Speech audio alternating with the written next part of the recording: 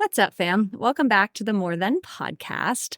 Y'all, I have so much to catch you up on. I can't believe I'm already saying this, but it's been 4 years since I released the podcast. 4 freaking years. When I wanted to launch the podcast, it was because I just didn't feel like there was another space out there that checked off all the boxes.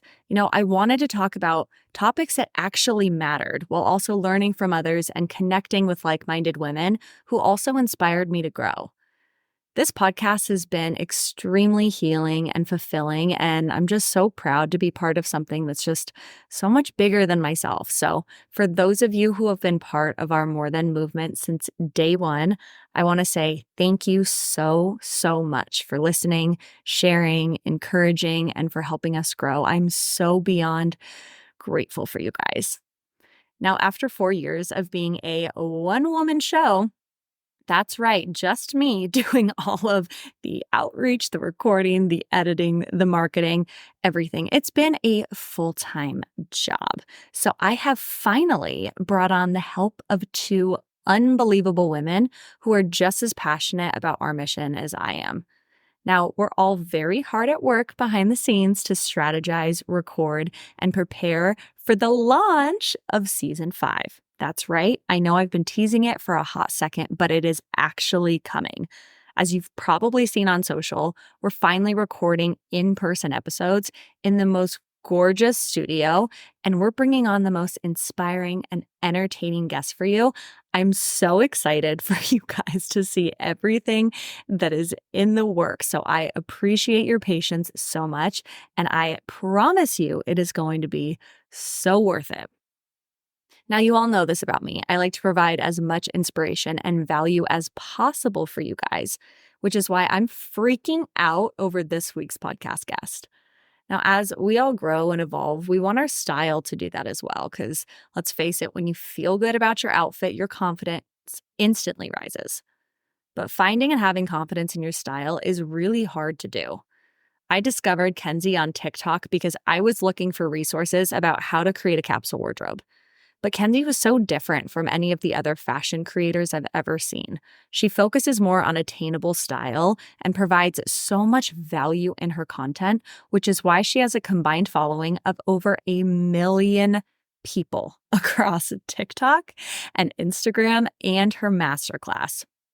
In this episode, you'll not only gain so much style advice, but you'll also get to know Kenzie on such a deeper level. She opens up about struggling with her confidence and mental health, battling imposter syndrome, quitting her job to become a full-time entrepreneur. Her story is extremely inspiring, and she's proof that when you show up as your authentic self, it pays off. Now, you're going to want to listen to this episode all the way through because Kenzie is offering an exclusive discount for our More Than community on her masterclass. Yeah, I know. There is so much goodness in this episode. So enjoy it. I'm so excited for you to get to know my good friend, Kenzie, as so much more than a stylist.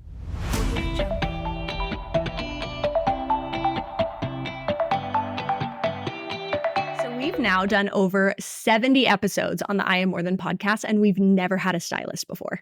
So I am hyped to finally have gotten you because I've admired you through TikTok and Instagram for months. So this is a big moment for me. Thank you so much. Thank you for having me. I'm really excited. This is actually my second podcast. So I'm really nervous, but I'm excited.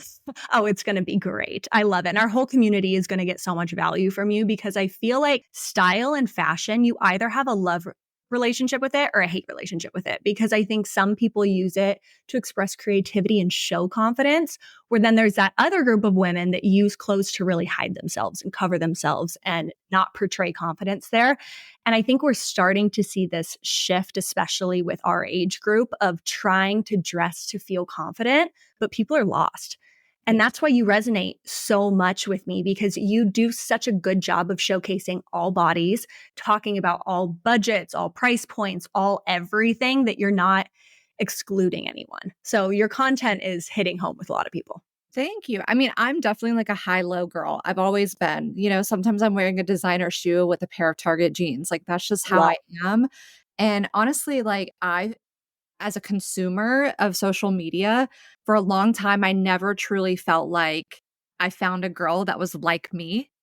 I just always felt like there was either like this really aspirational influencer or there was like the mommy blogger style. And not to say that any of those things are bad. I just felt very disconnected from both ends. And I was like, where's the person in the middle who loves designer pieces but also shops at Target, you know?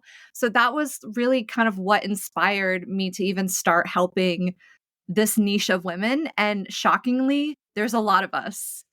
The majority of us, I would say.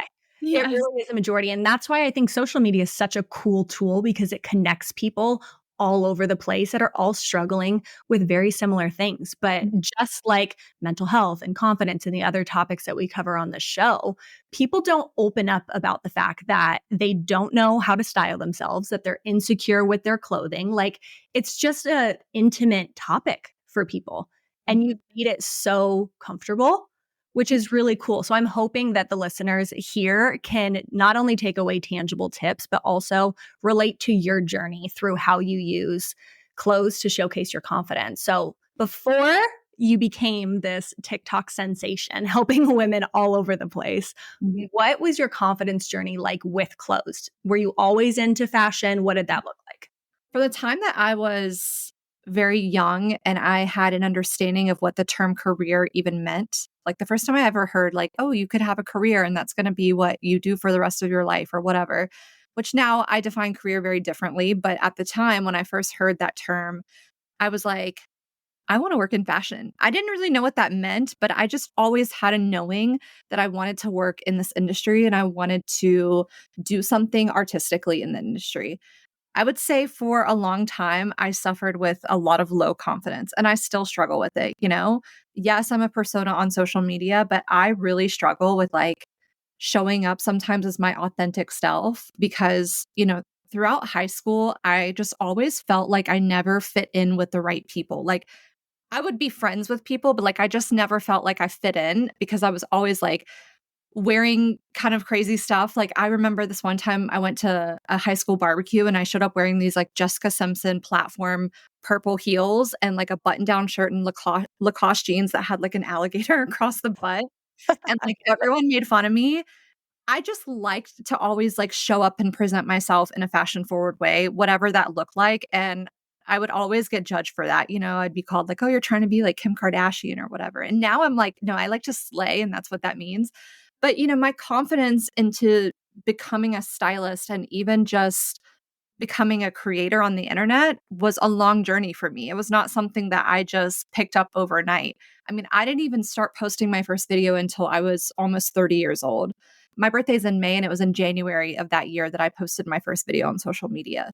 And I think I needed that time of working in the industry, learning about fashion, understanding women to really hone in on my craft and figure out what it is that I wanted to say and what message I wanted for my brand.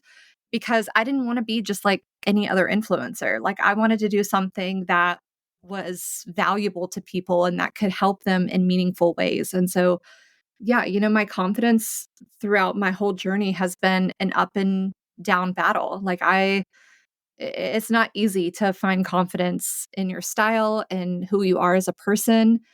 I try to help women find that thing about themselves that they love and really highlight that in through their style. That's so beautiful. And I love that you're so vulnerable and open about that because I think that people often look to creators and personas on the internet as they have it all figured out. They're the most confident. Like, that's what I'm trying to become, where people don't realize that there's a real person behind that has their own struggles and is constantly trying to become who they want to become too, right? Like, we never arrive at a place where we're like, yep, I got it all figured out. I'm confident. I know my style. Like, it's an ongoing journey. And I Yeah. love that you're open about that. My journey to like self love has been very difficult. Throughout my entire life, I've always felt low self worth, just like baseline, every day, wake up feeling low self worth. But in the same token, I also have an extreme form of confidence. I wouldn't be able to put myself on the internet if I didn't have that. So I'm sure a lot of women can relate to this of like, you wake up, you don't feel great about yourself, but you just keep grinding and you keep putting yourself out there and, whether that's through the work that you do or it's through being a mother or whatever it might be, I think a lot of women struggle with feeling on both ends of the spectrum, having very low self-confidence, but also having an inflated self-confidence and those kind of drifting back and forth throughout life. So that's kind of where I've been in my own journey. And I think, it wasn't really until I met my husband that I found the confidence to truly step into my most authentic self on the internet and just be like, you know what? I don't live in like a huge mansion to showcase on the internet. Like, I don't wear designer pieces every single day. Like, I shop at Target sometimes and I shop at Old Navy, so just I think showing all of those authentic parts about myself while also using my platform to help other people helps me build some self-confidence to be and show up more as myself.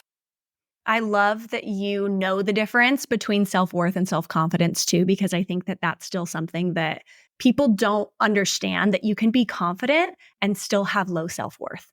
When those Yeah. two aren't matched, you're like almost at war with yourself a little bit, and it can feel very inauthentic because part of you is extremely confident and the other part of you is second guessing, am I enough? Is what I'm doing making a difference? Am I resonating with people? Like the two can coexist at the same time. Yeah, I think that really played a part when I was trying to decide if I wanted to quit my full-time job to do content creation and styling as my career. I worked 3 jobs when I was in the process of trying to decide if I was gonna quit my job, and I did that for a year, and the reason why was because, in 2020, after the pandemic happened, my husband lost his job during COVID. We were trying to figure out what we were gonna do. I was working a job in marketing. I wasn't even working in fashion. I had taken a job 3 years prior to that at a marketing agency, and I really left fashion because I couldn't find enough money to make, and I just was, like, not feeling fulfilled in it anymore. I think I just was really lost in what I wanted to do, and so I took a job working in marketing, and when I was working in this job, I was like, "I am deeply unwell, like, I am not happy. I'm not enjoying this," I was always, like, trying to find ways that I could get back into fashion, but I didn't really know how that would come about because I just felt like, "Okay, well, now I'm 30, I get married, I have a kid, and that's what my life is now," I just thought that that was the next step. Well, that's what Um society kind of programmed you to think, right? yeah, and I just could not accept that fact. I was like, "I am not gonna do that to my life?"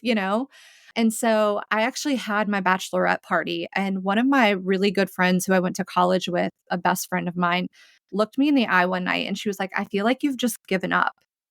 And that literally, like, hit my soul because no one had told me that, no one had said to me, "You have a lot of potential in what you do, like, you're great at what you do, but I feel like you've just given up on yourself." And it was in that moment that I was like, "All right, I am doing a different path, like, this is not the end for me." And so I started posting videos on TikTok, and I really tried to just be like a regular TikTok influencer, like posting my outfits, things like that, because I didn't really know what I wanted to say. And then I was like, "Okay, well, I'm helping style clients on the side. Let me just start posting, videos of those tips that I'm teaching them." And that just blew up. I mean, I think within 3 months I had my first viral video that had like 5 million views and I think I got like 50 or 100,000 followers in 7 days. It was like something crazy. Now, this was also during the time when TikTok was like blowing up, so it was a lot easier to get followers and gain traction in that way. So I was like, "Okay, this is working." Did it boost your confidence or did you freak out? Oh, no, I was, like, living for it. I was like, "Oh I my." love it. Yeah, I would no, I am not gonna lie about that. I was obsessed. I was like, "Oh my god, this is amazing." Now when I started getting hate comments, like, I was like, "Whoa, whoa, whoa." Yeah, you're Like, like, "Well, hold on, I didn't sign up for that though." yeah, yeah, yeah. And I still struggle with that sometimes. But yeah, so I started posting videos and then my husband lost his job. We literally sat on our back porch crying. We were like, "What are we gonna do?" And my husband was like, "Well," he's a video gaming streamer on Okay. YouTube. So he was already editing videos and doing his own thing on his own time. And he was like, "Well, what if I come with you and we film like in stores? That way you don't have to buy as much product. You can reduce your consumption footprint as a creator. You can be educational." He was kind of the mastermind behind the idea of filming in stores and things like that. So we had the time and my husband started helping me film and edit. And that is like when my content just shot off because it really opened up a new avenue of content that no one else was doing. Where I was physically going into stores, showing people how to shop, giving, relatable tips, like all of that kind of fun stuff. And the rest is history. Like my husband now is my business partner. He does everything from editing to filming to audio recording, handling the back end of our business. So we are like a little dream team together.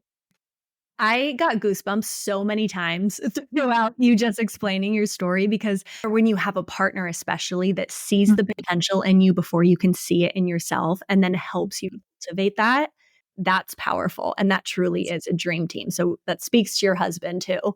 Truly an angel. Like he honestly gives me so much confidence and like he is really my sounding board when it comes to like coming up with new ideas because I'll bounce something off of him and he's like, I don't feel like what you're saying is really authentic to you, or are you just doing this to get views? He's always like kind of keeping me in check, which I think is a great partnership because I often say, like, I'm the business side of our business. He's like more of the creative side of our business. So it really helps us to navigate how to have those conversations, how to build more meaningful content. And he's just like a good person in general. So, he connects when I do like my style makeovers. Like he's just really great with helping the women too. So, yeah, it's awesome. How long have y'all been together?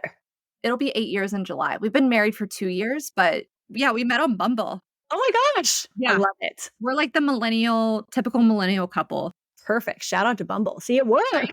It works. Yes. I know so many people are constantly trying to figure out, especially our single ladies, when they find a partner, if they have the potential to be able to be this power couple later down the road. Did he show you those characteristics when you guys were dating that made you feel like this potential was always there? Or did you guys just really grow together? Yes and no. My husband values work very differently from me. And it's still a very challenging thing that we have to work through. My husband cares a lot about creativity, passion, meaningful work, where I care a lot about making money, being successful, having notoriety. Like those things, I'm not going to lie, are important to me. Sure. And so we've had to really work together in balancing our working relationship just because he's kind of like always kind of keeping me in check. Like, why are we doing this? What's the intention? All of those things. So I think like when I first met him, I knew that we were going to have a connection creatively because we both were really passionate about the arts. Like he really loved music at the time he was DJing and music producing, and he was also doing gaming. So he had a different kind of avenue of artistic creativity, but I always knew that if we could blend both of those worlds together, we would like be unstoppable. But, to be real with you, we've had to go to therapy to work on how to balance being a working couple because it is not easy to work with your partner. It is very, very challenging and it brings up a lot of I actually think it speeds up the problems or issues that you have in your relationship and brings them to light quicker because you have to work through them. Otherwise, they mesh into your work and it affects your work. Yeah. So we've had to go to therapy to really work on communication, like how we navigate disagreements, like all of those types of things, and not let them be enmeshed in our marriage, if that makes sense. It totally makes sense. And bravo to you guys for the maturity level so early on into your marriage to Mhm. understand that that can be a really big point of contention. My dad is an entrepreneur, and my dad went into business with his second wife. They weren't. It was his business, but she started working with him, and I watched growing up that relationship and that dynamic and the unhealthy things, communication, all of those things. And I told Christian, I was like, I do not want to repeat history here. I want to make sure that we are being proactive in the help that we might need to get through a very challenging, journey that we're on because there are nights where we're working till 8 and 9 o'clock and we don't see each other. We're just busy. It's hard to make time for us for our relationship. So we have to really actively work on that all the time. Absolutely. It's hard to be able to disconnect the two, especially when you live together, you work together, you're married to each other. And then it's like, okay, now how do I like pour into you and have hobbies and date nights and like Do Oh, we yeah. talk about work? Do we talk about anything else? We've had to honestly, like, have rules where we're like, "Okay, we're not gonna talk about work," but it happens, I'll be, like, sometimes I'll be laying in bed and my eyes are shut, like, we're both falling asleep and he's, like, maybe still on his phone or something, and I'm like, "I have an idea. Write this in your phone and text it to me," and I'm, like, just blurting out the idea because I always get my best ideas when I'm about to fall asleep. We work in that dynamic, but, we do our best to prioritize our marriage, but I would be lying if I said that it's not really, really challenging, very challenging, but it also makes the relationship rewarding, when we get to have successful moments together. You guys are building an empire literally together Yeah. from the ground up. We So always say our dream is to be like Chip and Joanna Gaines, like that, but for fashion. That's love what we wanna be. Like, that's how we're navigating what we're trying to do is, like, we want to be Chip and Joanna. I love that. See, you have like role models to look to and like a direction, but you guys are still paving your own way entirely.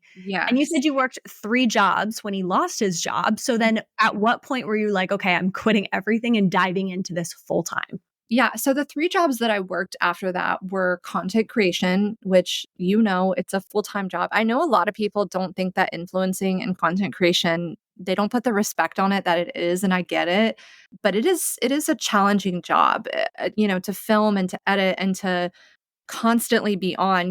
One thing I didn't realize about content creation is you are on 24/7. You don't get PTO. Like, you can take vacation, sure, but, like, even when you're on vacation, you're sharing content, It's very hard for you to step away from it. But I was doing content creation, I was styling clients on the side virtually and in person, and then I was doing my marketing job. So Wow. how I would manage that is I would literally do my marketing job as much as I could during the day. Like, if I had meetings, I would try to get all my work done in the beginning half of the day.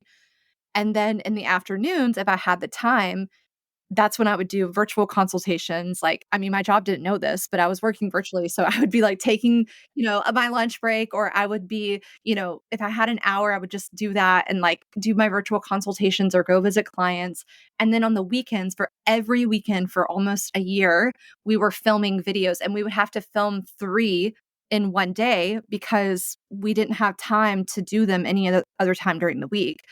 It was a lot. So, like, I looking back on that experience, I'm like, I don't know what discipline bug I got because I've never been a very disciplined person, but there was just something in me that was like, I have to do this in order to, like, get where I need to be, and I just have to suck it up. I'll never forget, we went on a trip to Miami for an event with a bra company that I work with often, and they had me there, doing, like, a fitting and, like, meeting people and doing content and everything, and we got back to the hotel, and I was suffering a lot from depression, anxiety, like, I couldn't even go into restaurants because it was so overstimulating for me, so I was, like, having agoraphobia, like, I was just having symptoms of stress, like, I didn't realize that's what it was, but I was just so overwhelmed, and so we were sitting in a Miami hotel room, and I was just crying my eyes out, and I was like, "I can't do this anymore, like, I really can't, like, I'm getting to the point where, like, I'm gonna have a nervous breakdown if I keep working like this."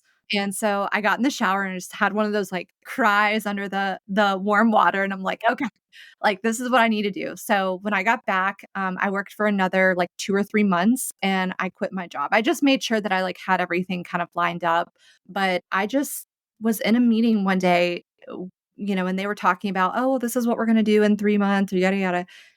I was like, "I'm not gonna be here. I'm gonna schedule this meeting today. I need to talk to my manager, and I'm quitting my job." And I just did it on a whim.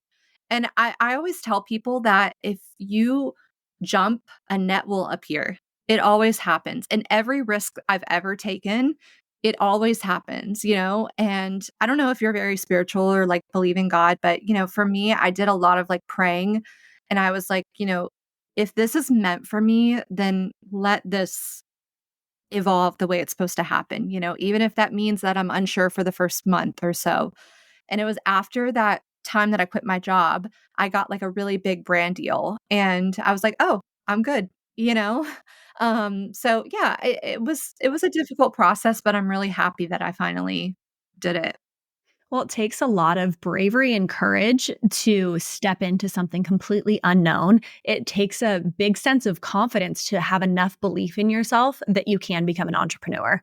and that you can work Yes. for yourself. And it's good you said your dad was an entrepreneur, so you had an idea of what that looked like. My dad would try to, like, give me advice, but, my dad doesn't understand content creation, so he was like, "I don't get how you make money," and I'm like, "Don't worry about it," like, but my dad was like, "When you're ready, you'll know, like, you'll just have this knowing," and I did, like, I had that feeling when I was in the meeting. I was like, "This is just I'm done, like, I'm ready to walk away, and I don't care if I go broke or I can't figure it out, like, I will figure it out. I trust in myself that I will find something, even if it means, like, I have to work somewhere that I don't wanna have to work, I'm willing to do that to make it happen."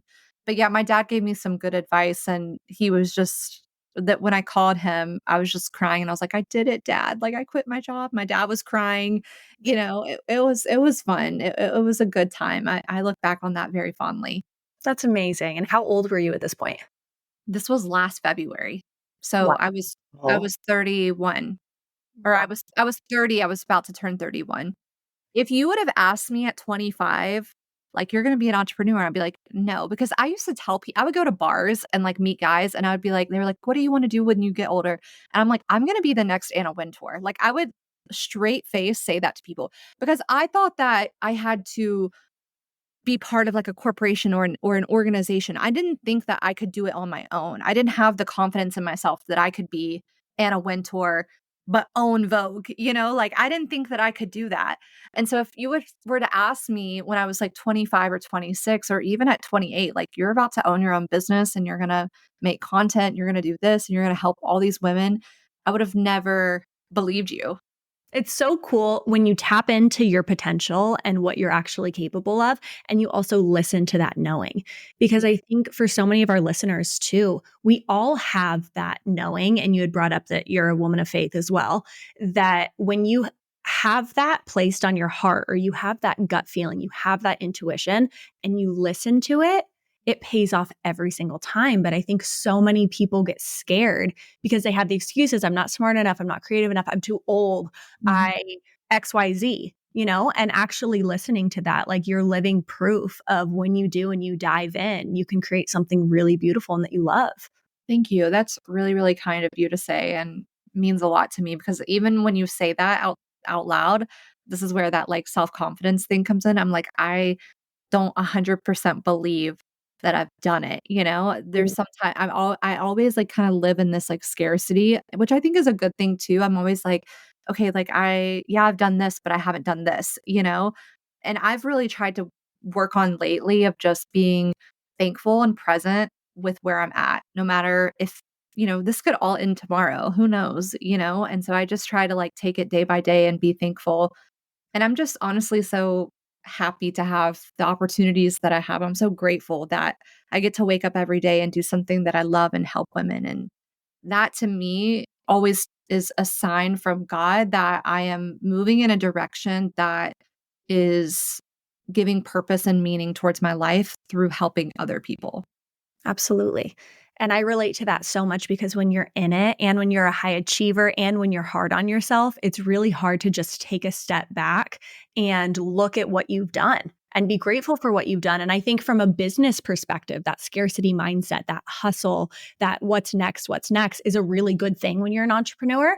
But then when you look at yourself as just a woman and as a human being, it's hard when you're so hard on yourself Mhm. because you can't fully be present in your achievements because you still have that voice in your head saying, but it's not enough. I want more.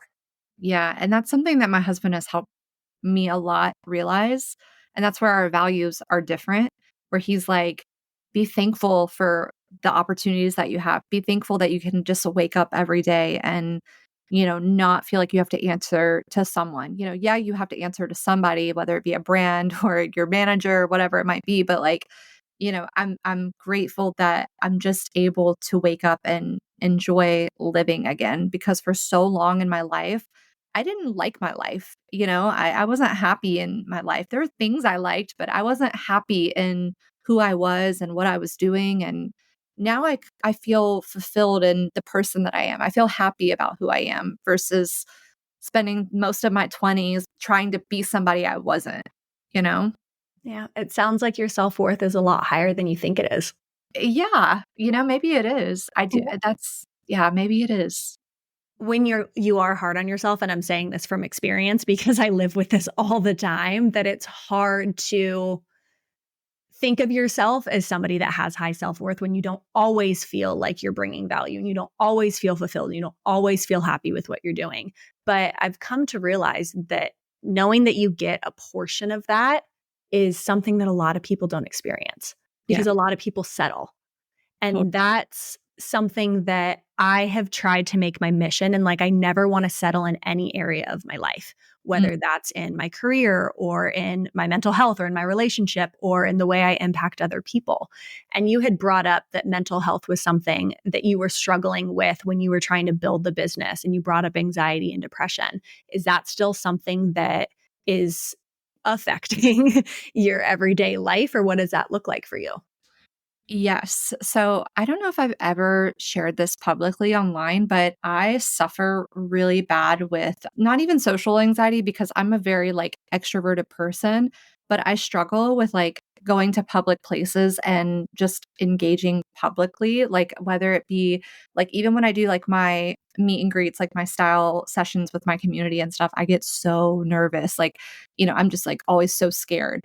And I have this feeling where I'm like scared I'm going to pass out, or I feel like I'm like going to lose my grip on reality or whatever. It's called derealization if you've never heard of it before, but it's like a weird sensation that happens from anxiety where you just feel very disconnected from like the environment, from reality and things like that. And it's like it doesn't make you feel like you're completely crazy, but you feel like you're losing your mind for like a second and then you come back and then you're fine. So I struggle a lot with derealization and anxiety, and that has crippled me many times in a lot of my working engagements. For example, if I'm like on a call with a client and I'm about to hit that join the Zoom, I'm over there thinking like, am I going to be strong enough to like mentally get through this? Even though I end up doing fine, it's Mhm. like where I just don't have that confidence in my anxiety yet. I'm working on that. I used to want to get rid of my anxiety, whereas now I've learned to use it as a resource, as like a ticket into anything fun or special that I get to do. Like I saw this quote once, or someone said this where nervousness or anxiety is the ticket into doing something special or grand. Like, so if you are about to, let's say, do a public speaking engagement, or you're about to do something that you just feel really nervous about, it's like every person experiences that unsettling feeling, and you just kind of have to go into it and accept it.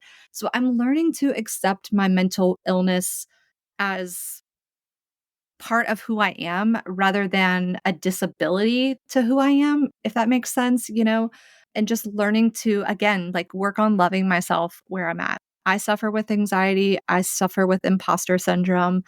I'm always second guessing things about myself. And so through therapy, it's been super helpful. But I also feel like just showing up and doing it is also what has helped me get through.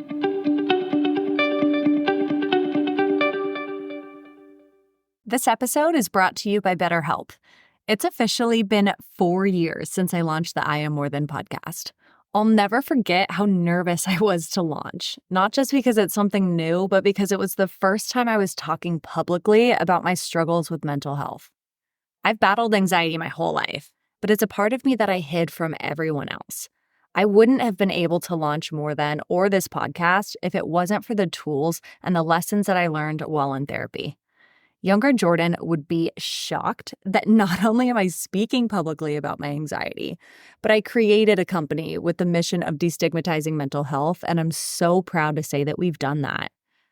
I've had countless conversations with both guests and our listeners about prioritizing mental health, and together we've created a safe space to talk about something that could be considered uncomfortable in an extremely comfortable way.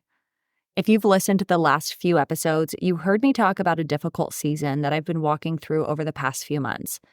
Thankfully, our sponsor has been extremely supportive and extended me the offer to begin therapy on the BetterHelp platform. What I love about BetterHelp is it's entirely online, designed to be convenient, flexible, and suited to your schedule. After filling out a brief questionnaire, you get matched with a licensed therapist.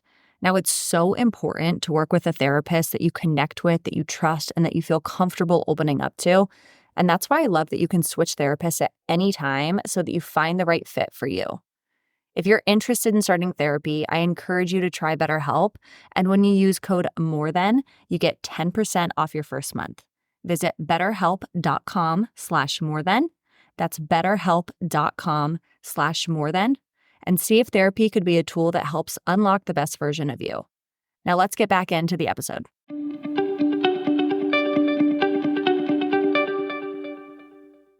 There's Yeah. this quote that I think back to all the time where it's feel the fear and do it anyways, Yes. because I'm fearful of everything that I put out. I'm fearful of how I'm going to show up whenever there's a social situation because I don't want to disappoint myself and I don't want to disappoint other people.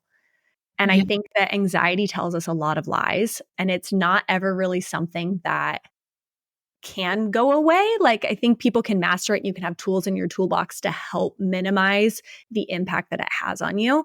But Mhm. I do think that once you understand it and once you understand yourself a little bit deeper, you can use it as kind of a superpower, just like you were saying, and come to terms with it more.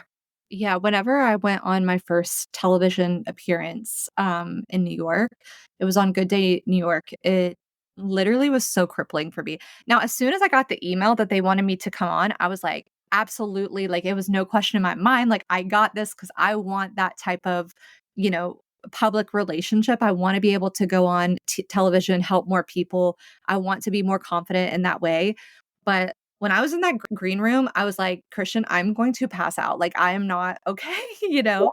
But as soon as I got up there, I really just blacked out, and I don't even know what I said, but I was just like, just rolling with it, like, letting it happen, and then when I come out of it, I feel like, elated. I'm like, "Oh my god, like, I just did that. That was amazing," you know? So I always, like, look at I've been working on reframing how I look at my fear and just realizing that it's, like, part of it. Like, I'm never going to get rid of it. It just is part of who I am. It's part of all of us. Like, we're always gonna be fearful of doing things or scared, and same with me quitting my job. I was so scared to do that, but then once I did it, I felt elated. So I think it's like just working on exercising that muscle of acceptance and feeling like it's okay if I feel scared. It doesn't mean that I don't know what I'm talking about. It doesn't mean that I'm not capable or, the right person to be on this TV show, you know? 'Cause you're Absolutely. you're always thinking like someone's gonna find out that I don't know anything, you know? Always. Always, like, I'm gonna be exposed. And Yes. then it is interesting when you go into that moments of complete blacking out where you have those skills, you have those tools that you prove yourself wrong time and time again. And I feel like you just brought up too, it's a muscle that you have to exercise constantly. That I'm hopeful that someday, and I've noticed that even through doing this podcast, I used to get so anxious, especially when I was talking to somebody that I don't know prior, that it's like, oh, I want to make sure they're comfortable. What if they don't like me? What if they don't like my questions? And it's now gotten to a point that I've done it enough times. There's enough repetition there that even though I get nervous, I have that muscle memory that it Yes. just kind of kicks back in. Yep. And I think if you guys are going to be Chip and Joanna Gaines, like you're going to be on that TV a lot. My dream with Styling with Kinsey is to have my own TV show. Like, people are like, you shouldn't say that. You shouldn't say that. I'm like, why? Like, I want to put it out there that that's something that I want. Like, I want people to know that that's what I'm working towards because those people can help support me or they might know someone, So I'm never fearful about sharing my dreams or things that I want to accomplish because there's always someone listening that can either feel inspired or that can be helpful. And, if I want to have my own TV show, my husband's like, you got to work on feeling more confident. You got to work on exercising that muscle of overcoming fear, So that's I think part of my journey right now is really working on that and that's why going into stores is very intimidating because everyone's watching me. I'm having to talk a little bit louder than I'd like to talk. Oftentimes I'm like, "Hey guys, so today we're," my husband's like, "Speak up," So I'm actually working on exercising that muscle through the content that I do right now to hopefully get me to the point where I can have my own TV show. I love that so much. And I Mhm. have no doubt that that's going to happen. Oh, I'm a thank big you. believer too that the more you put that out there, you are inspiring somebody or the right person is listening that can help you get there. Totally. And I know you do your style makeovers. You were just doing a big casting for it. What does that look like? So 2 years ago, when I started Styling McKinsey, I had this idea of wanting to do a style makeover on realistic women, very similar to What Not to Wear. Oftentimes on my TikTok or my Instagram, people will say I'm like the modern day Stacey London, which I take as a huge compliment. I loved Stacey and Clinton growing up. I used to watch What Not to Wear all the time. The time. But I also didn't like the mean spirit. And I know that the intention wasn't to be mean to people. Like, I know that they were trying to be fun on TV or, like, add some dramatization to it. But never liked that tone of talking to women. I feel like I just wanted to create a makeover series on my page that was empowering, that was showing so many different types of women, realistic budgets. All of my style makeovers are under $1,000. And I really try to help women find a style that they truly love while also feeling confident in dressing for their body. So I started those styling makeovers. I found people on a Facebook group that I had reached out to that I here in Atlanta. And I was just filming them on my tripod. And then that's when my husband lost his job and he started helping me film. And we bought this little it was like a stabilizer off Amazon, and we just started filming them on my phone, like more high end, and they evolved into what we're doing today, which is now starting in March. So next weekend we're filming our first style makeover for 2024, and we are renting out a studio. We are showcasing hair and makeup stylist, just so that we can highlight other creatives and give exposure to other people. And then we're also just helping women from around the country. Like, we have women traveling to come and stay with us for 2 days to film this. Are we still going to be filming it like on our iPhone or camera on a stabilizer? Absolutely, because that's just where we're at. I don't have millions of dollars in a production crew, but I'm going to make it look as nice as possible and have, very like reality show where we have interviews with them. It's just going to be taking it to the next level. That's so cool. And I'm sure you got so many submissions. Oh my god, so many. Yes, I actually had to turn away a lot of them and just say, "Hey, can you wait until the fall?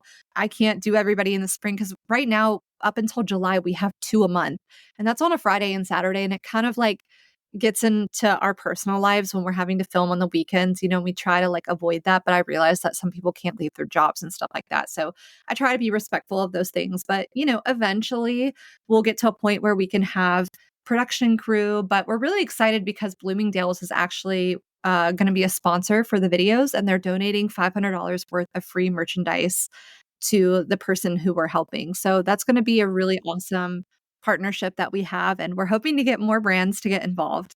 That's amazing. If you are listening and you work for a fashion brand right now and you want to get involved, Yes, we would love that. how different is this from your masterclass? So, my masterclass is really about helping women who want to have like a virtual consultation with me. So, if you've ever wanted to have like a one-on-one, because I do virtual consultations and I also do in person. And in those consultations, I teach women like how to build a capsule wardrobe, how to identify your personal style, and how to really be more intentional with how you shop. And we can talk a little bit about that if you want some Yeah. more details. But I wanted to take that approach that I have and just make it into a course that was more affordable, because my rate for doing an hourly course is a lot more expensive than just doing a 6-part video series on my website. In my masterclass, you learn kind of my technique of finding your most authentic style, how to build a capsule wardrobe, spring and summer and fall and winter. And we also have links where you can shop all of the pieces that you see in the video. And then we go through and talk about actually the art of styling and how to master elevating style while keeping it really simple. So even if you're wearing just a great t-shirt and a pair of jeans, like, how can you elevate that to make it look even better than just your typical t-shirt and a pair of jeans? And there are ways that you can, it's picking out the right t-shirt. It's making sure that you have a good pair of durable denim. It's making sure that you're selecting the right shoe, jewelry. All of those things really play a factor into building a great outfit. And what a lot of people don't realize is that having great style or building a good outfit is not easy. I often tell clients you have to build a muscle on understanding how to style yourself, how to shop, how to build a wardrobe that you truly love. So there's a lot of factors that go into just putting a t-shirt and a pair of jeans together, like, and actually making it look fashion forward and modern. Absolutely. And so many of the questions that we got with our Instagram stories that we put out the other day, you answer those questions throughout your masterclass. So Yeah. we won't touch on too many of those because I want to direct as many of you to the masterclass as possible because it's so comprehensive. Yeah. And you cover it in a way that makes sense to somebody that is not involved in the fashion industry. I think Yeah. there's so many women that we want to look cute, we want to look stylish and put together, but we're not pulling inspiration from the runway. Mhm. Like, you want real attainable style, and you do a really good job at sourcing different companies to be able to provide those outfits and those looks to people. Yeah, everything that I link and show on there is either under $100 or under $50. I really focus on attainable, realistic style, but making you look like it's elevated and on trend, because I have found that after COVID, most women, like, especially if you're going into your 30s, your whole framework of how you think about getting dressed has completely shifted. Most of you are working from home. You don't want to get up every day and have to take on the stress of figuring out what you're going to wear, but you also don't want to wear pajamas every day because that doesn't make you feel good about yourself. You want to feel like you're putting in some effort. So that's why I tell women that it's so important to have an 80-20 rule. 80% of your wardrobe should be good quality basics that can have some variety and style. It's not like you only have t-shirts. You can have cute blouses or things like that, but just things that are timeless in style. And then 20% are your specialty items. So this is like if you're going to a wedding or if you have, a special occasion that you really want to go to. But I often tell people that that 20% should still not feel like fast fashion. It shouldn't feel like you're just buying things and getting rid of it because most millennials, the way that we shop is for special occasions. We need a new outfit for a date night. We need a new outfit for a baby shower. We need a new outfit to go on vacation, and that is where you start building a wardrobe that one doesn't make sense or two that's really cluttered, but you feel like you have nothing to wear. That's why I try to really help women reframe the way that they think about their wardrobe. And you learn a lot about that in my masterclass. That's something that I struggle with so much. I was looking at my closet getting ready today. Like I was telling you off air that I'm like, okay, what would Kenzie tell me to wear? Cuts t-shirt, a blazer. Girl, I take a lot of inspo from you. Cuts t-shirt, the best t-shirt you've ever had Yeah, in. truly the best. And Truly. they hold up forever. Yes. Forever and ever. Cuts, if you'd like to sponsor this, please do. But I was looking at my closet while I was getting ready, and I fall into that category where I have so many clothes, but nothing to wear. Right. And I don't have an outfit that I can just reach for that I know I'm going to feel good in. Mm. And that's kind of how I've been trying to shift my style is that I almost have these like go-to like uniforms, quote unquote, that the days that I don't know what I want to wear, but I want to feel good in my clothes, that I just have something to go to. Do Yeah. you have that kind of framework too? Do you help clients through that? Yeah, I have actually like outfit formulas is a technique that I teach a lot of my clients. It's where you basically have 3 to 5, or you could even have 8 different formulas of things that work for you that you feel great in, that look good on your body type, but that you can easily reference back to anytime you need a new outfit idea that isn't going to require a lot of time. So Mm. for some people, it might be wearing a pair of trousers and a graphic t-shirt. You could do that so many different ways with different colors, different graphic tees. It could be with sneakers, it could be with heels. Like you're wearing that same silhouette multiple different ways. For me, mine is always like I'm either doing like a midi skirt and a tight shirt, or I'm doing a pair of jeans, a t-shirt, or some sort of blouse shirt and like sneakers. Or I'm doing, like maybe like a little mini dress or something like that. But I've realized like for me, more fitted clothing looks better on me than the oversized trend that a lot of people wear. Mhm. So, really figuring out your body type is going to be key too when you're determining what are the best outfit formulas for you. When I was growing up and looking at fashion, it was constantly like I mean, back in the 90s and the early 2000s, we were looking at magazines and like on commercials, or if you walked past a store and you're seeing a girl styled and they were always straight size models. That Mhm. then when I would put that item on my body, it was a way to like reinforce that insecurity that it didn't look good on me like it did on them. And I think that's a framework a lot of women get stuck in. Yeah. I didn't know that I had a short torso until like maybe 5 years ago. Not lying.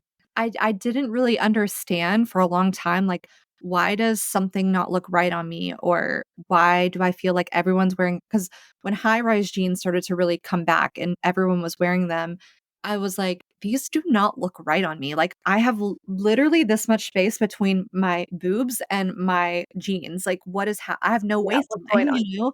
Right. And it wasn't until I really started styling other women and kind of understanding what was going on with that, that I realized, oh, that actually doesn't work for me either, you know? So when I switched to mid-rise, I realized, oh, a mid-rise jean fits like a high-rise on me.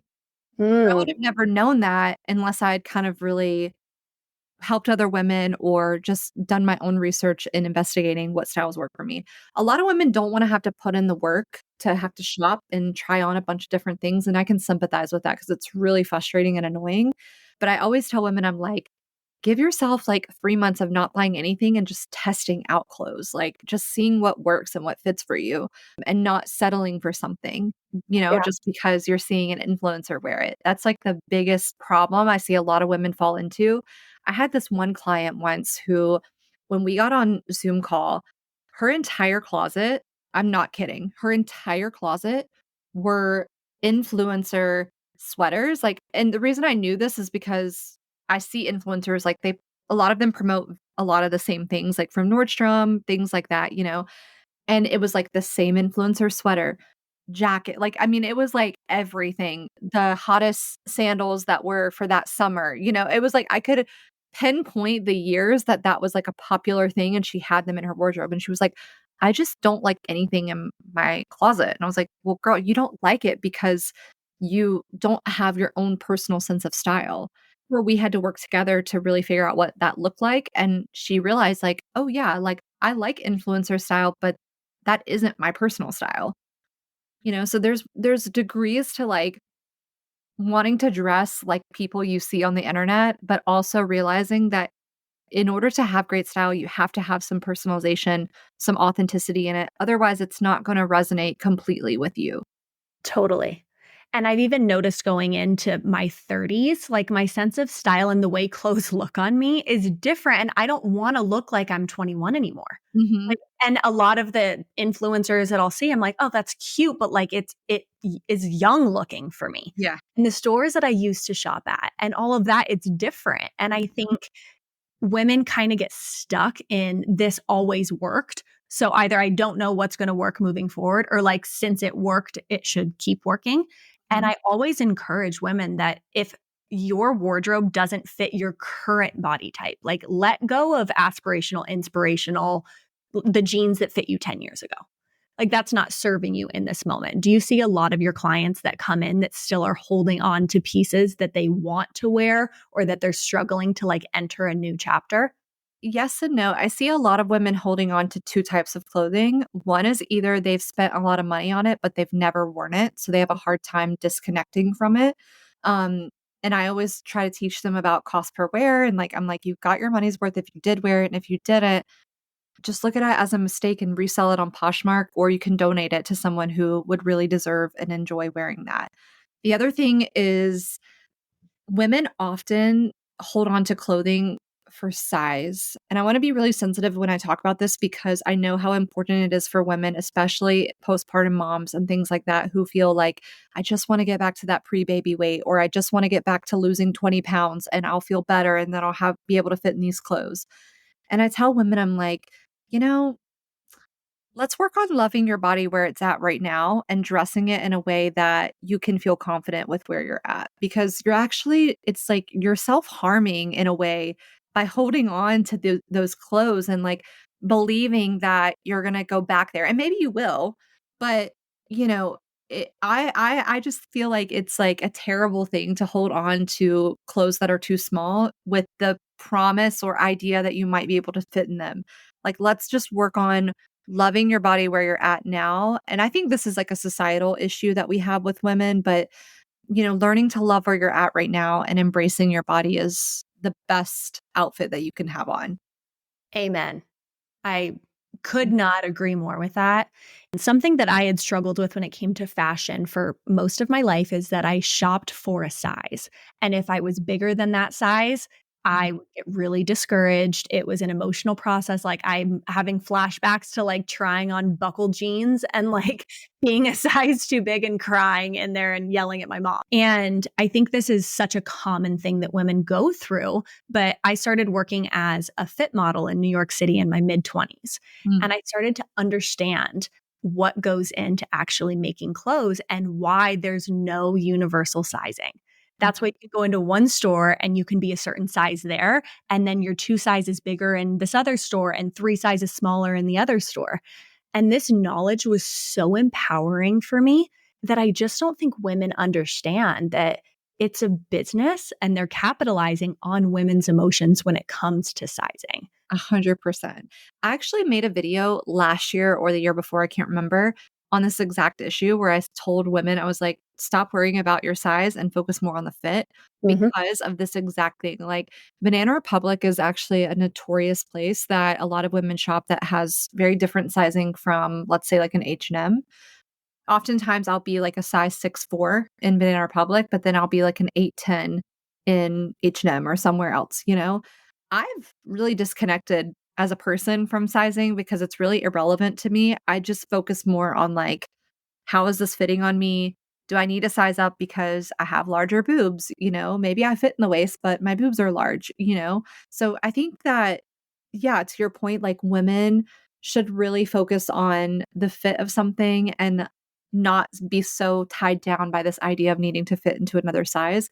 I actually told a family member once, I was like, if it bothers you that much, just cut out the tag in your clothing so you don't even have to look at it.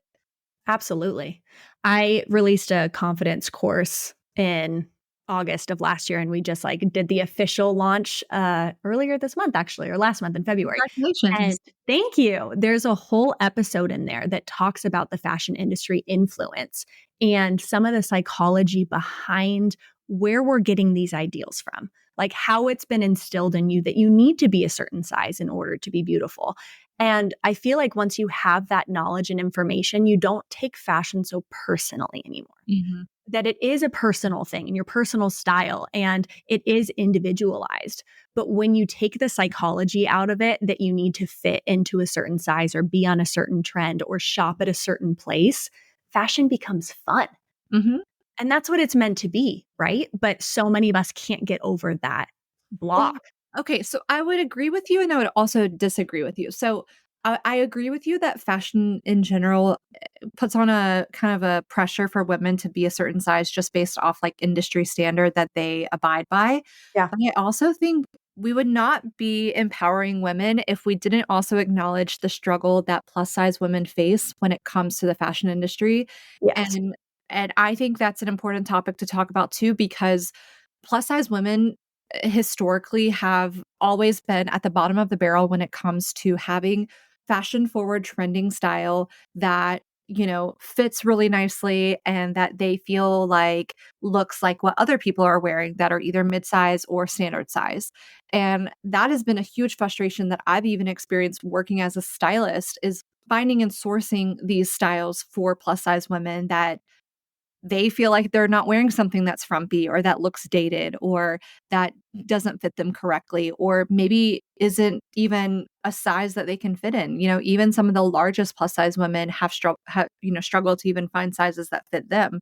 Yeah. So I think, it's a bigger issue, something that probably we couldn't tackle today, but much like a frustrating thing for women of all sizes, whether it's petite or if you're on the spectrum of plus size, to find clothing that you can truly feel is the same as a standard size clothing store. And finding that carried in the stores. Then you can't 100%. go shop And you can't have three girlfriends with three different body types be able to get the same quality of clothing or the same piece in their sizing in store. Mm-hmm. And that's so disempowering and so frustrating. I was shopping with a girlfriend last week and she goes, I can't go in there because they never have my size. Mm.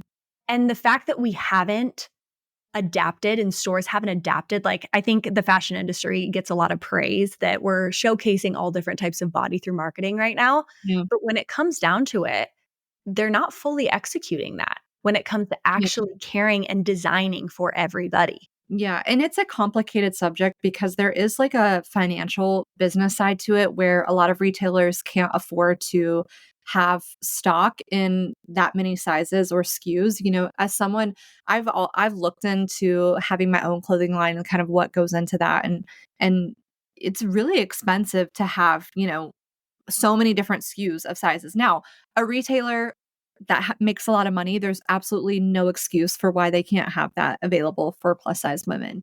But it is there, it's a complicated thing because, you know, it does sometimes come down to finances and things like that. But one thing that I try to do as a stylist and what I've shown in my style makeovers is if I'm working with a plus size woman and we are going physically shopping in stores, I will call ahead to those stores and make sure that they have plus sizes available for that client so that they're still getting the in-store shopping experience. And whether it's having like a full rack from them to choose from, or it's just having what the store's capable of doing or ordering ahead of time and placing in the dressing room, I always do my best to have, you know, plus size options available so that they feel like they're not being excluded from a shopping experience with me. And one brand that's been really great in doing that has been Madewell. Hmm. Yeah, Okay. they've been awesome. I've loved working with them. They always like will order things ahead of time that I don't actually have to pay for myself because sometimes I will have to do that. And they're like, "Yeah, we'll have them sent to the store and have a rack set up for you and all of that." So it's really nice to work with brands that see the value in making other women feel just as important no matter what their size is. Absolutely. Yeah. Now, you mentioned Madewell. What are some of your go-to stores when you're either shopping online or if you're going in person that you really like for a client that is in that like median budget that Yeah. wants to spend some money on quality pieces? We're not trying to go to Forever 21, but we're Mhm. also not shopping designer items for Mhm. everything. Yeah, so probably my favorite right now is Dish. I don't know if you've ever shopped at Dish before. Ever. I love Cezanne or Cezanne, I'm not sure. I think it's Cezanne, but they're really nice. I also like to shop at Quince. Now, these are mostly e-commerce sites. This You is helpful because I don't know any of these. Yeah, Dish, Cezanne, and then also, Quince is really awesome. Hands down, the Tomboy tee from Cuts Clothing is gonna be forever my favorite place for good quality t-shirts. I also love it's called Naked Fashion, but they are a little, like, H&M inspired, but they do have some good trend-setting pieces that I've loved. But another one of my favorites is COS. Have you ever shopped at COS before? Never. So COS is a subsidiary store of H&M, which just means that they are like a sister, cousin, parent company. And they have a lot of really good quality pieces at an affordable price that I think most 30-year-olds will love to shop at, like 30 plus. And Never. honestly, don't sleep on Abercrombie. Like I'm wearing an Abercrombie blazer right now. I know they gave us trauma from the early 2000s, but I have forgiven them because they have really stepped it up when it comes to providing good quality basic style that's affordable. Yeah, at a decent price. It Yeah. has been interesting to see some of these brands that have really revamped Mhm. and made their way back with our same age group where it's like, yes, they caused a lot of trauma when we were in high school and middle school. But now that's one of my go-tos that I'm constantly shopping. And Abercrombie is so smart. I mean, they understood the market. They really leaned into that, and they have been a trendsetter for that type of style because now every brand is doing that. Like I went into H&M the other day and like everything is like, you know, classic inspired pieces, and I just think that's awesome that Abercrombie is being like a trendsetter in that way. and I do feel like they put a lot of time and attention into their fit. Mhm. Like their pieces are very true to size and the quality is always there. Yes, 100%. I'm impressed with it. And I saw you do a video the other day too, Target and Walmart. on how they're Mhm. trying to like elevate their Oh, fashion yeah. style. And I'm actually kind of impressed lately Mhm. with the pieces that are coming out. Like, don't sleep Yeah. on those. I always get nervous making those videos because I'm always thinking like, okay, well, I guess I'm not going to get a brand deal, with when I talk about brands like that. But I feel like it's so important for creators, especially in the fashion space, to create authenticity, conversations that are, rooted in a lot of like the things that their community is feeling as a consumer. And I just realized I'm like, I'm never going to compromise. Like, I'm never going to be a sellout. Like, I'm always going to just speak my truth and be honest and say things that, feel authentic to me. Because if I'm having these thoughts, I'm sure so many people from my community are also feeling the same way. Like, it's a hard thing to have to say on the internet, but I feel like, it also holds brands accountable, to see that other people are talking about your brand in a way that they want you to come back to life, or they want you to really think about what you're doing and how you're speaking to your customer. So, yeah, I always try to speak truthfully and give my opinion in a way that's respectful, but still educates people on what's going on. But yeah, Walmart is the new it girl. That's truly amazing. And I also think that's what makes you so successful and so relatable online too, because people know that you are speaking not only from your professional experience and what you're seeing in Mhm. trends and the business side of it, but you're also providing value for people that just want to know, like, where can I get affordable clothes? You do a really, really good job at that. Thank And you. speaking of affordable clothes, we'll go to the opposite end of the spectrum because a lot of the questions that we got is women trying to decide if designer items are worth it. You did a video where a lot of us think like if you do a designer item, it has to be a bag. Mm. And you were talking about different pieces that you can get and how it's an investment. Can you explain why it's an investment and why women, if that is something that they want to do, why should they not just be looking at the bags? Why should they consider other fashion pieces?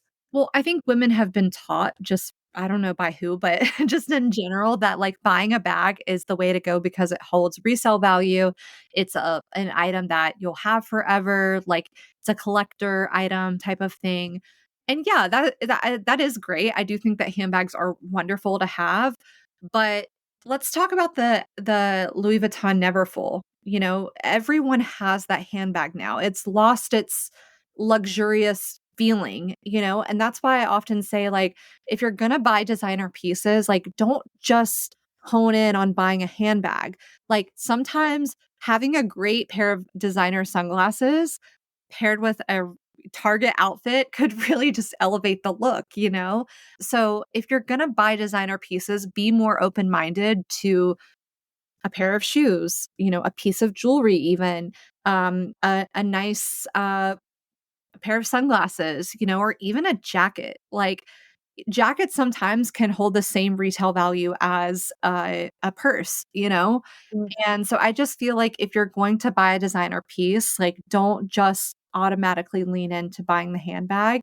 Really do some research, look at different brands. Most people only know about like Louis Vuitton, Gucci, or Prada or whatever. I don't know. But most people know about Louis Vuitton and Gucci. Those are like the two most popular I find. And I try to encourage women to like do some more research on other brands. Like, there's brands like Bottega Veneta right now that are like really becoming like the it girl brand when it comes to designer pieces. The Row. The Row is like very minimal, but the quality of those pieces and the designs are absolutely beautiful. Kate is a great designer luxury brand that is really taking off. So it doesn't have to be a Louis Vuitton in order to be a good quality designer item.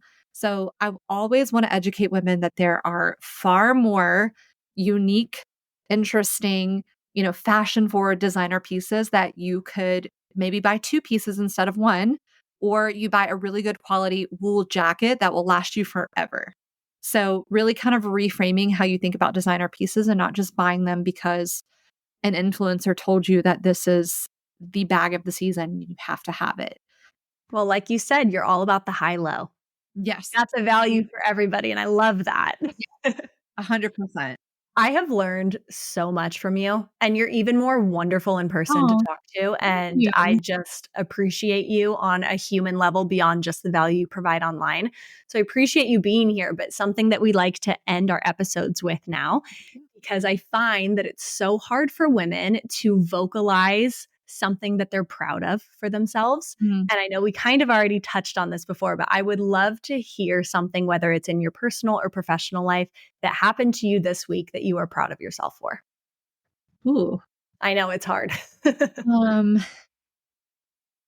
I would say I think I was a good wife this week, and that's what I'm proud of. Sometimes I don't always show up as a good wife, and the reason I say that is because I feel like there's a lot of women that are gonna relate to what I'm talking about.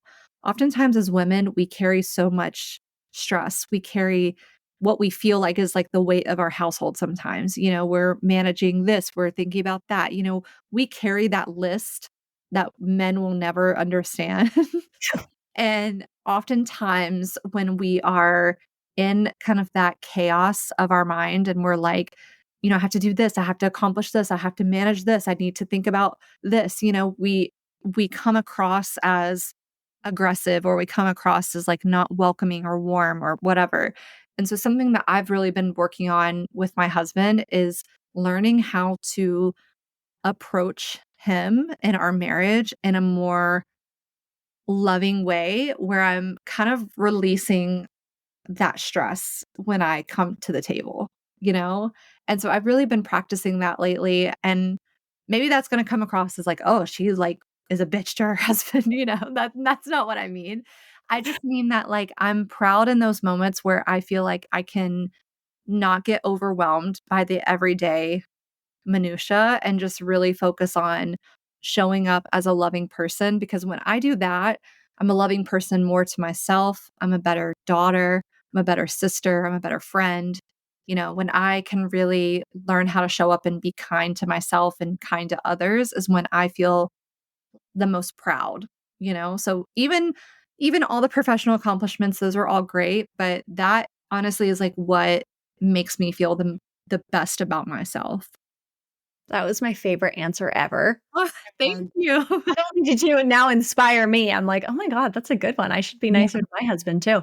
girl, it's hard, like, sometimes you Hard. just find yourself in that moment where you're just like, "Oh, We have a million things going through our brain at the yeah, same time that, like, I don't have time to be nice right now. yeah." And, men, they don't understand the the clock that women have in their brains Mhm. too. Like, when we were talking about, like, having a baby and things like that, like, men don't get the pressure that women feel like, I need to have my career figured out at least to a certain point that I can feel comfortable stepping away to have a child, or to, you know, give up my body, or to give up my mental health for a period of time. Like, it's a huge sacrifice that women have to give. And so I think like that clock, it's like always ticking in your head, and that kind of creates even more stress for you, because you're like, I got to do this, I got to get this done. And you're like trying to just keep up with getting to where you need to be in order to like feel like, okay, like I can relax. Oh my god, yeah. Yeah. And it's constant because it's like, I don't know that we ever get to a place where you are fully at peace with any part of your Mm, professional life, your family life, your marriage, your friendships, you always want to be doing more and you always want to be the best that you can be. And then how you brought up, like going into that phase of motherhood, I feel like that's not something that many people talk about, mhm, especially being an entrepreneur, where there's so much already going through my mind and time in the day to try and accomplish that adding that is a stressful piece, even though it's exciting. And mm, it doesn't discount the fact that you can still want that while being stressed and anxious about it. yeah. I often say that if my marriage is thriving, something is not thriving in my work. If my Mm, work is thriving, something is not thriving in my marriage. mm, And I think that's a struggle that all women feel. If work is going really well for you, your family life is struggling. If your family life is going really well, then you're really struggling with certain aspects in your marriage or your family or whatever. So it's like you're constantly trying to manage and keep like status quo, even kill, whatever it might be. And that constant pressure on women, I think, is what makes women feel maddening crazy because we feel like we have to be all of these things for everybody. Sometimes I'll get phone calls from my sisters. They're like, we haven't talked to you in a week. And I'm like, I'm doing everything right now. Like, you don't understand, and I'm like, I don't mean to be that way, but it's like that energy comes across in so many women because we're just frustrated, like we're exhausted. And sometimes it's like we're not really doing anything, but it's just the mental game that women have to face that so many men just will never understand. And I know that men have their own struggles and what they deal with as being males, but it's just such a difficult thing for women to want your career, want the family life, want to be a mother, want to be a good wife, want to be a business professional, like want to have girlfriends, want to be a good daughter to your parents, want to, it's like there's so many things and roles that we have to play that are sometimes just feel absolutely impossible. So yeah, it's something that I certainly struggle with, and it's something that I'm having to work on. But like talking to other women like you who are similar to me and that struggle with the same things, it's reassuring to know that you're not alone and that you have a community of women who are there to support you and like be like, girl, I get it. Like you're not crazy. You're not an evil wife, like you are just trying to get through the day. Mm-hmm. And that's honestly been the biggest blessing out of doing this podcast Yeah. because there's so many things that I had always felt were just a me issue, that I was alone with it. And I think as women, and especially it seems like we have a very similar personality in this way, that when you do vocalize the mental war zone that's happening in your mind all the time, it allows you to understand what's going through your mind. And also it puts things in perspective again. And Yeah. then when you get that validation from another person that's like, I'm thinking the exact same thing, then you can be a little easier on yourself. Yeah.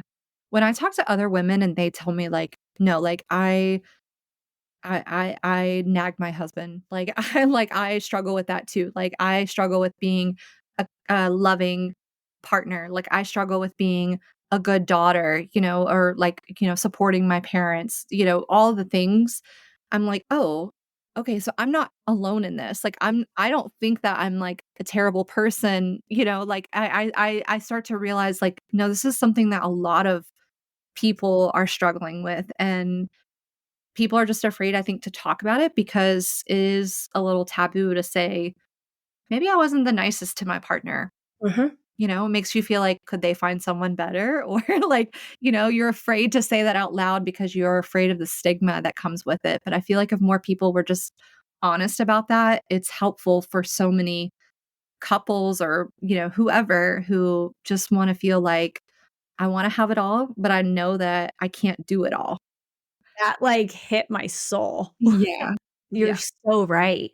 And Yeah. I think this false notion that we kind of have been fed that like you can have a balance or that women can be multidimensional while still being great at everything that their roles require.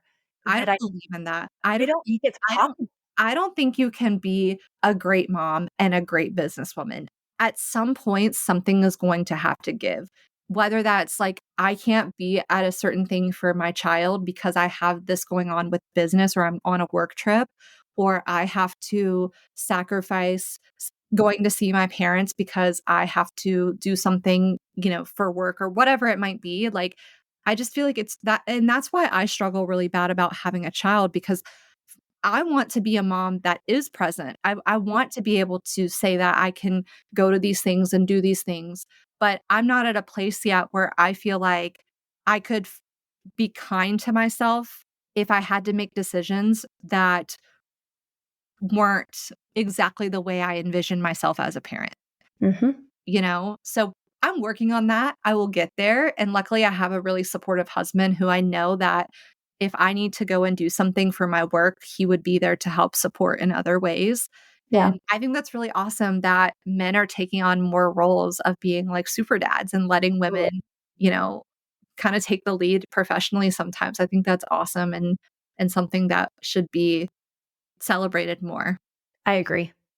And I also think the way that you're talking about entering that season of motherhood too, and thinking about it as much as you have, because I've been in the exact same boat where when you're really thinking about it and you want to show up in a certain way, I don't think it's very commonly talked about how scary it Mm, is to give up a part of your identity mm, for an unknown chapter. And knowing that you can still want it while being scared and not ready is not only it's okay, but I think it's more normal than we think it is. But I've even been hard on myself with the fact that it's like you can want it, but if I'm not ready, but you still want it, then it's like, at what point do you take that leap of faith? Like there's never a right time for yeah. anything.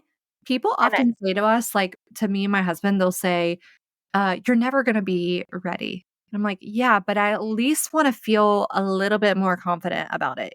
Like, I realize that there will never be a perfect time, but I do think a a there is a beauty in delaying, that gratification until you feel completely at peace with the uncertainty, because I'm not there yet. Like, I don't feel at peace with the idea of I'm maybe I'm not 100% about this, but I'm still gonna go through it anyways, kind of how I felt about my leaving my job. At a certain point, I got to a place in my life where I was like, "I don't care what happens, I'm doing this," Mhm. And that's kind of how I want to approach having a child is I don't care what's gonna happen, I know that I can do this and I feel confident in myself. I'm just not there yet, and that's okay. And going into being 32, like my mom had one of my sisters at 40. So Mm. I just don't think that there's no pressure to figure it out. I feel pressure, but I don't at the same time. Well, and I think so much of that pressure is a societal pressure too, that when you decide to listen to your own timeline and your own knowing, I applaud you for that because it is hard to do in a society and in a culture that really says, like, oh, you're in your 30s, like, time to get going, like your biological clock. Like, it's a conversation that we're surrounded by. And Right. I do think that if you let that pressure affect you, it can take a toll on you. Yeah. And that's one more thing to take a toll on. Right, and two, like, I don't wanna bring a child into my circumstance right now, I feel like that would be really unfair. I don't wanna bring a child into a situation where I'm traveling a lot, I'm having to sacrifice a lot of my time to my job, and I just don't want to bring a child into a environment where I'm not able to surrender some of my time and feel good about it and okay with it. I know I'll get to that point where I'll be like, "Okay, like, I don't have to go to that event. It's not gonna affect me and it'll be okay." But Mhm. right now, I'm like, "No, I need to go to that event because it helps build my career right now." And, that's just where I'm at in life, and I just have to accept that, And I'm also okay with the idea if maybe I might not have any children, and what could my life look like with that, Could I be happy with just me and my husband and traveling and enjoying, our life as it is? That's a possibility too, So I'm kind of exploring all options and being open to the idea that maybe kids will happen for me, maybe they won't, and what would my life look like if I took either path because neither is the right one. Like, Mhm. whatever path you take is always gonna be the right path. Exactly. The right path for you individually. Exactly. Yeah, for me. Mhm. Exactly. And I think that there's a lot more women that feel that way Mhm. than think. And I'm sure there's so many listeners right now that are like snaps, clapping, like, thank you for validating me, because there's a lot of women that are in that same boat. And I Yeah. think having people that they admire and look up to and that have a platform, and you're building such a strong foundation of empowerment in such a deeper way than fashion, than Oh, clothes. And I think 100%. hearing your voice and hearing your experiences and your point of view is something that is really going to resonate with people. Thank you. This was amazing, like, I feel like I've known you my whole life. I know. I'm like, Come so here. do we go hang out now? Like, do we go? I know, I'm like, "Can we, like, see each other in real life?" Because I feel like I literally have known you forever, I which is know. awesome, I love connecting to other women who share very similar ways of thinking as me. And what's been great is like my community is a lot like that. When I meet them in person, I do these like little meet and greets when I go to different cities, just like Mm, little happy hours, just to like meet my community in real life. Even if it's like 5 girls that show up, I'm always like, oh my God, thank you for being here. Like, thank you for spending 30 seconds of your day to watch one yeah. of my videos. I'm just always so grateful for my community. But when I meet them, they're so cute because they're like so much like me. They're not, but they are, and I'm like, if I if you lived where I lived, like, we would hang out all the time. Like, if you met the other girls from other cities, like, you guys would be friends, and I just love that friendship of community that my platform has built because connecting women together is so powerful and Mhm. so helpful, and I'm just so grateful for, what you're doing today, bringing awareness to the topics that we talked about today and building your own business. I think it's absolutely amazing. I'm really proud of you. Thank you. We got to stick together because we know there's a lot of highs and lows. We got to ride them. Yes, girl. No, I feel this 100%. Oh, it's wild. But if people want to find you that somehow have not yet discovered you, where can they find you on TikTok and Instagram? Yeah, so you can follow me on TikTok or Instagram at Styling with Kinsey. I'm also on YouTube, but I don't post as often, but I do have some vlogs on there. Love. And then if you want to, take my course, my masterclass on how to find your style and, master the art of styling, that is at stylingwithkinsey.com. Fabulous. And I'll link everything in the show notes so it makes it super easy for everybody. Kenzie, I could talk to you all day. So if you ever come to Texas or if I'm ever in Atlanta, we Yeah. need to make it happen. Oh, 100%. And you know what? I'll give your listeners a 10% discount on my masterclass. We can figure out what the code is, but you can put it Yeah, the that's show so notes. nice of you. Yeah, You of course. guys, I'm going to use that. Thank you so much. Thank you for being here. That was awesome. Awesome. Thank you.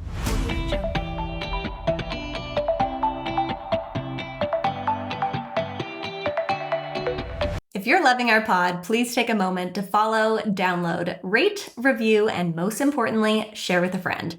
These small steps help us continue bringing amazing content every single week. Make sure you're following us on Insta at More Than Ink and subscribe to our newsletter at morethanink.com for exclusive More Than merch drops and info on in-person meetups. We appreciate you chilling with us and are always here to remind you you are so much more than.